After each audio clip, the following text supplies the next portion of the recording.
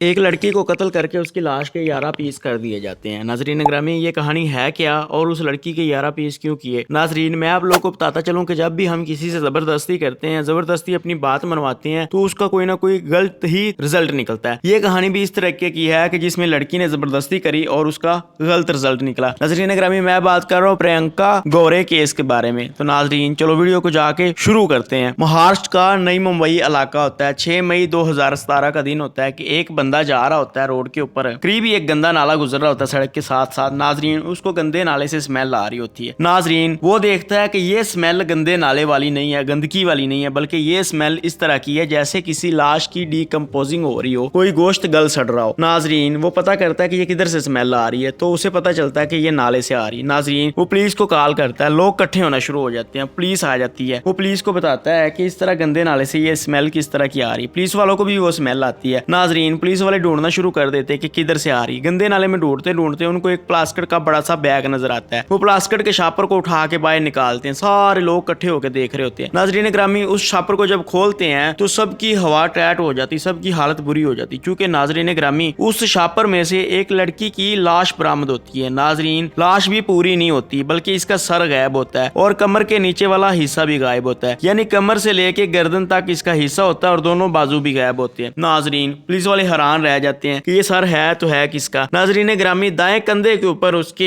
एक टैटू भी बना होता है। नाजरीन, अब पुलिस वाले इस टैटू की तस्वीर वगैरह खींच लेते हैं, बाकी भी सारी तस्वीरें बनाते हैं। तस्वीरें बनाने के बाद नाजरीन ग्रामी इसको हॉस्पिटल पहुंचा दिया जाता है। ये खबर अखबार में भी दे दी जाती है कैसे एक लड़की की डेड बॉडी मिली है, तो उसके टैटू बना हुआ है बाजू के ऊपर। नाजरीन, अब इसकी पहचान हो रही थी। पुलिस वाले ये देते हैं अखबार में कि इसकी पहचान हो जाएगी, और मीडिया में भी ये बात लीक हो जाती है कि अगर किसी लड़की ने टैटू बनवाया हुआ था और वो लड़की गायब है तो उसके घर वाले आए और आके लड़की की पहचान करें। नाजरीन ग्रामी, 6 मई को ये लाश मिली थी, अब 7 मई को आ जाती है, लेकिन लड़की का कोई वारिस नहीं आता। यूं 7 मई से 9 मई हो जाती है। नाजरीन ग्रामी, 3 दिन गुजर जाते हैं। 3 दिन बाद एक लड़की और एक लड़का पुलिस स्टेशन आते हैं और आके पुलिस को कहते हैं कि वो हमारी बहन है, हम उसकी डेड बॉडी देखना चाहते हैं, आप हमें एक दफा दिखाएं ताकि हम पहचान कर सकें। यूं नाजरीन ग्रामी, पुलिस उनको साथ लेके हॉस्पिटल जाती है। वो हॉस्पिटल जाके देखते हैं और पहचान जाते हैं और रोना शुरू कर देते हैं। उनकी बहन बताती है कि ये मेरी बहन ही है, मैंने ही अपनी बहन की यहाँ पे टैटू बनवाया था, जब उसने टैटू बनवाया था मैं उसके साथ ही थी, तो ये हमारी बहन ही है। पुलिस वाले पूछते हैं कि आपकी बहन है, इसका नाम क्या है, इसकी ये हालत कैसे हुई, ये किधर गई हुई थी, पूरी स्टोरी हमें सुनाओ, तो आपका नाम क्या है? नाजरीन ग्रामी, वो शुरू करते हैं। वो बताती है कि मेरा नाम कविता टूडे है और ये मेरा भाई है, इसका नाम गुनेश टूडे है। तो एक हफ्ता पहले ही हमने अपनी बहन की शादी करी थी, इसका नाम प्रियंका गोरे है। तो एक हफ्ते बाद इसकी ये हालत है, तो इसकी जरूर इस हालत के पीछे इसके ससुराल वाले हैं, क्योंकि वो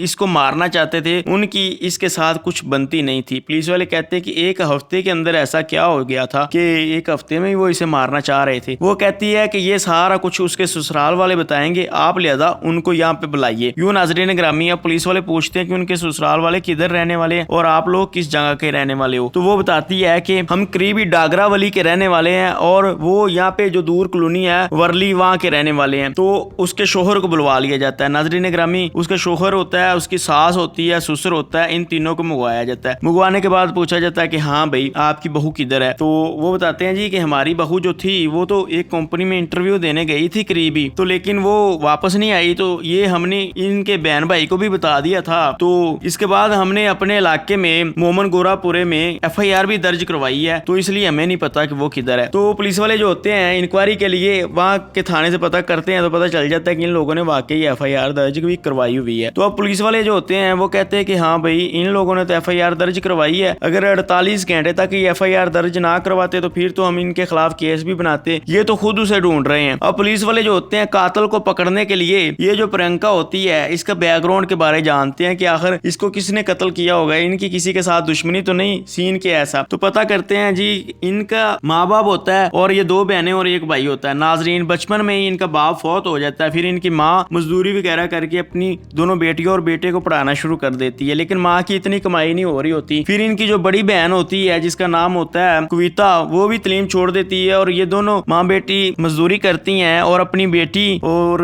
अपने भाई को पढ़ाना शुरू कर देते हैं। यूं नाजरीन ग्रामी, प्रियंका और उसका भाई जो होता है ये दोनों पढ़ना शुरू कर देते हैं। तो नाजरीन ग्रामी, ये यूनिवर्सिटी में पढ़ रही होती है, तो इसकी एक लड़के के साथ दोस्ती हो जाती है जिसका नाम होता है शरदेश गोरे। नाजरीन ग्रामी, 2014 2014 में आके इनकी दोस्ती हो जाती है, दोस्ती इनकी प्यार मोहब्बत में बदल जाती है। यूं इनका ये तल्लक मजीद गहरा हो जाता है और ये एक दूसरे के साथ फिजिकल भी हो जाते हैं। इनका शादी का वादा होता है। नाज़रीन ग्रामी, ये अपने घर में बात करते हैं, लेकिन ये जो शरदेश होता है इसके घर वाले भी इनकार कर देती। इसकी माँ होती है, वो कहती है कि मैं हरगिज़ इस लड़की से शादी नहीं करवाऊंगी। इसकी माँ का नाम मंदूरी होता है और इसका बाप जो होता है वो भी इनकार कर देता है कि नहीं बेटा, तुम्हारी माँ इनकार कर रही, तुम इधर शादी ना करवाओ। दूसरी तरफ ये जो प्रियंका होती है, ये अपनी बहन से बात करती है और अपने भाई से बात करती है। क्योंकि नाज़रीन ग्रामी इस टाइम आते तक इसकी माँ भी फौत हो चुकी थी, तो इसकी बहन जो होती है और भाई जो होता है वो कहते हैं कि देख बेटा, हम तो तुम्हें पढ़ा रहे हैं, पढ़ाने के लिए हमने तुझे यूनिवर्सिटी भेजा है, तू आगे से ये काम कर रही है, तू इश्क के चक्कर को छोड़, शादी के चक्कर को छोड़, तू अपने कैरियर के ऊपर ध्यान दे, अपने कैरियर को सुधार। लेकिन वो कहती है नहीं, मैंने शादी करवानी। यूं नाज़रीन ये वक्त गुजर रहा होता है। अब वक्त गुजरते गुजरते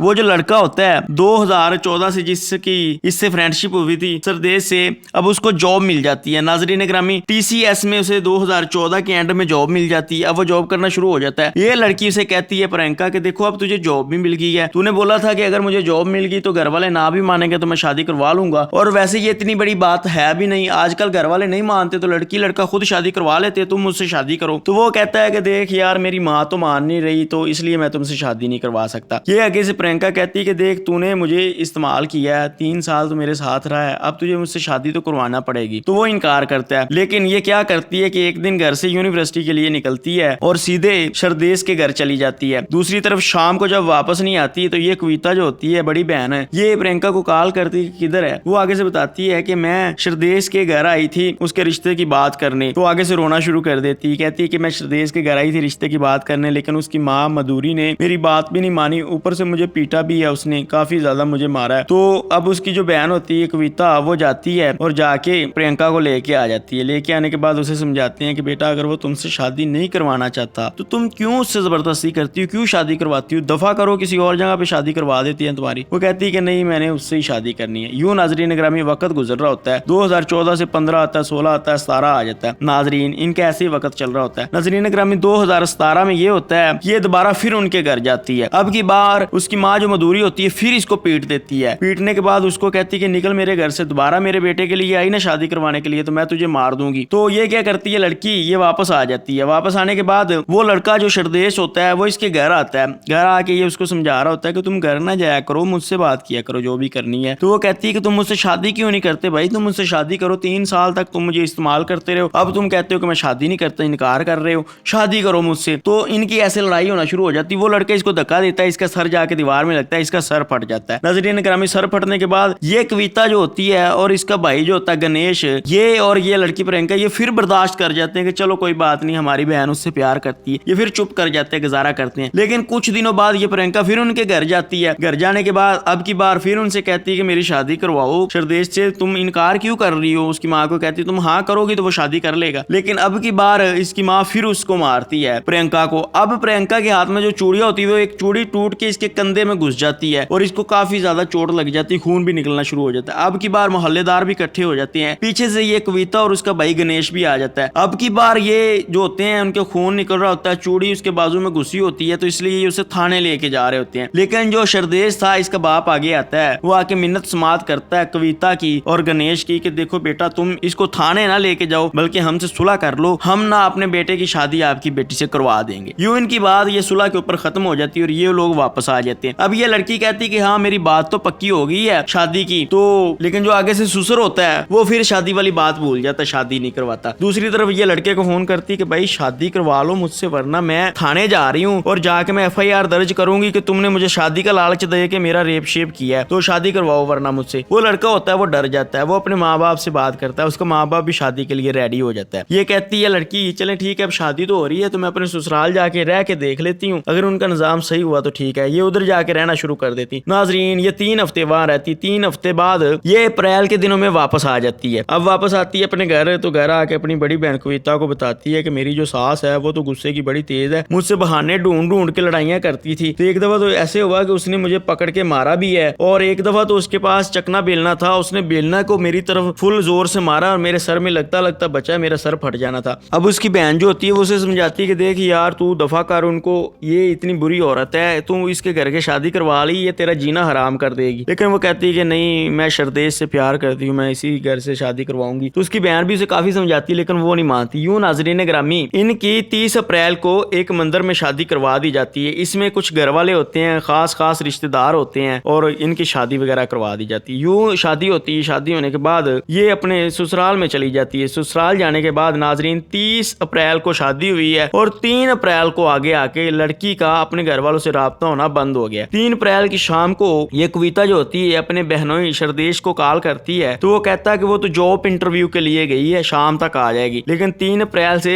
4 मई हो जाती है। 3 मई से 4 मई को फिर वो फोन करती हैं, लेकिन वो कहता है कि वो ऐसे गई थी जॉब इंटरव्यू के लिए लेकिन वापस नहीं आई। 4 मई शाम तक ये चले जाते हैं अपने बहनोई के घर और उस कंपनी से जाके पता चलता है कि इस कंपनी में तो वो जॉब इंटरव्यू देने के लिए गई ही नहीं। तो यूं नाजरीन ग्रामी ये अपने बहनोई को भी साथ लेते हैं और जाके 5 मई को FIR दर्ज करवाते हैं मोमनपुरा इलाके में। नाजरीन ग्रामी FIR दर्ज करवाने के बाद पुलिस वाले ढूंढ रहे होते हैं, लेकिन ऐसे ही 5 मई को ये लोग दूसरे थाने जाते हैं। यहाँ पे ये अखबार में देखते हैं कि टैटू बना हुआ है और वहां पे जाके सारी बात ये कविता और उसका भाई गणेश बताता है कि ऐसे हमारी बहन गायब हो गई। नाजरीन अब होता कुछ यूं है कि पुलिस वाले सारी स्टोरी का पता जब चल जाता है कि इस तरह बात थी, जबरदस्ती ये शादी हुई थी और शादी के 3-4 दिन बाद ही लड़की गायब हो गई है, तो नाजरीन उनका सारा शक तो आ रहा था उनके घर वालों की तरफ, लेकिन नाजरीन ग्रामी आगे से उनके खिलाफ कोई सबूत भी नहीं मिल रहा था। अब ये पुलिस वाले क्या करते हैं कि ये जो शरदेश होता है, इसकी माँ मधुरी और इसके बाप, इन सब की कॉल हिस्ट्री निकलवा लेते हैं। तो इनकी माँ जो मधुरी होती है उसकी कॉल हिस्ट्री से एक बंदे का नंबर मिलता है जो उनका रिश्तेदार भी नहीं होता, कोई गैर बंदा होता है और ज्यादा उनको जानता भी नहीं। 10-12 दिन पहले से उसकी इसकी माँ के साथ बात हो रही होती है। नाजरीन पुलिस वाले उसकी कॉल हिस्ट्री चेक करने के बाद उसको गिरफ्तार कर लेते हैं। गिरफ्तार करके उसको थाने लाते हैं, उसका नाम पूछते हैं। उसका नाम होता है दुर्गेश पतवा। नाजरीन पुलिस वाले उसका पूरा रिकॉर्ड निकलवाते हैं तो पता चलता है उसके खिलाफ काफी FIR भी होती हैं। पुलिस वाले उसको सख्ती से पूछते हैं तो वो टूट जाता है और मान जाता है कि हाँ मैंने ही प्रियंका को कत्ल किया और इसके घर वालों ने कत्ल करवाया है, ससुराल वालों ने। तो पुलिस जो होती है उसकी सास, ससुर और उसके खामद को गिरफ्तार कर लेती है। गिरफ्तार करने के बाद उनको अलग अलग कमरों में बंद कर दिया जाता है। उनसे अलग अलग पूछा जाता है कि बताओ भाई, वो फिर यही कहते हैं कि हम तो खुद ढूंढ रहे हैं। लेकिन अब की बार जो ये पुलिस वालों ने बंदा पकड़ा हुआ था दुर्गेश, इसको सामने लेके आ जाते हैं। अब ये उसके घर वाले सारे टूट जाते हैं। पहले उसका ससुर टूटता है, वो कहता है जी हाँ हमने कत्ल कर दिया। तो कत्ल कैसे किया पूरी स्टोरी सुनाओ। तो नाजरीन ग्रामी सीन कुछ यूं होता है कि जब ये लड़की धमकी देती है सरदेश को कि देखो तुम मुझसे शादी नहीं करोगी तो मैं रेप के केस तुम्हारे ऊपर फाइल करवा दूंगी, तो ये शादी के लिए रेडी हो जाता है। लेकिन इन लोगों ने पहले इस दुर्गेश से राब्ता कर रखा था। दुर्गेश से इन लोगों ने 2.5 लाख रुपए में डील कर ली थी कि वो लड़की हमारे घर होगी, तुमने कत्ल करना है। ये भी मान जाता है कि ठीक है। ये अपना एक दोस्त जिसका नाम होता है विशाल लाल सोनी, ये इससे राब्ता करता है और इसे भी मंगवा लेता है। यूं नाजरीन ग्रामी 4 मई की रात ये सोई होती है तो ये सरदेश जो होता है इसका खामद ये उठ के जाता है बाहर और दुर्गेश और विशाल लाल चंद सोनी को अंदर लेके आ जाता है। ये दोनों जो होते हैं ये इसके मुंह के ऊपर तकिया दे देते हैं। इसकी माँ और ये जो इसका खामद होता है ये उसके हाथ पांव पकड़ लेते हैं और ये विशाल जो होता है ये भी उसके टांगों को ही पकड़ लेता है और जो दुर्गेश होता है उसके मुंह के ऊपर तकिया दे के उसको कत्ल कर देता है। थोड़ी देर बाद इनको पता चल जाता है कि ये ठंडी होगी। यूं नाजरीन ग्रामी ये विशाल बाहर जाता है और अपनी एक सेंट्रो कार लेके आता है। नाजरीन ये विशाल बाहर सेंट्रो कार लेने चला गया और ये इसका जो शोहर है और इसकी सास और ससुर है और ये दुर्गेश जो है ये इसकी लाश के टुकड़े करने शुरू कर देते हैं। यूं नाजरीन ग्रामी ये इसकी लाश के 11 टुकड़े करते हैं। 11 टुकड़े करने के बाद एक प्लास्टिक बैग में इसकी कमर से लेके सर तक का हिस्सा भरते हैं प्लास्टिक बैग में और उसको करीबी जो नदी होती है उसमें फेंक के आ जाते हैं। अब जो इसका सर होता है इसके सर को दूसरी तरफ ले जाते हैं और शाहपुरा के जंगल में जाके जला देते हैं सर और दोनों पांव को, और दूसरे जो दोनों हाथ और बाजू वगैरह होते हैं उनको नाजरीन ग्रामी ये बदलापुर के जंगल में ले जाते हैं और वहां पे जाके जला देते हैं। नाजरीन जलाने के बाद इनको ये ख्याल नहीं रहता कि इसके कंधे के ऊपर एक टैटू भी बना हुआ है। नाजरीन उस टैटू की वजह से ये लोग पकड़े जाते हैं। अब पुलिस वाले जो होते हैं 9 मई तक ये सारा वाकया क्लियर कर देते हैं और इनकी तफ्तीश मुकम्मल करने के बाद नाजरीन ग्रामी 10 मई को इन लोगों को कोर्ट में पेश कर दिया जाता है कि इस सास ने, मधुरी ने और इसके शोहर ने और उस प्रियंका के शोहर सुरगेश ने और इस दुर्गेश और विशाल ने, इन पांचों ने मिलकर उसका कत्ल किया है। नाजरीन ग्रामी ये कत्ल साबित हो जाता है और फिलहाल इनको सजा भी नहीं हुई होती, इनका ट्रायल चल रहा है। आगे इसका केस का जो भी फैसला आएगा वो तो आगे चल के पता चलेगा। मुझे इजाजत दें, अल्लाह निगहबान।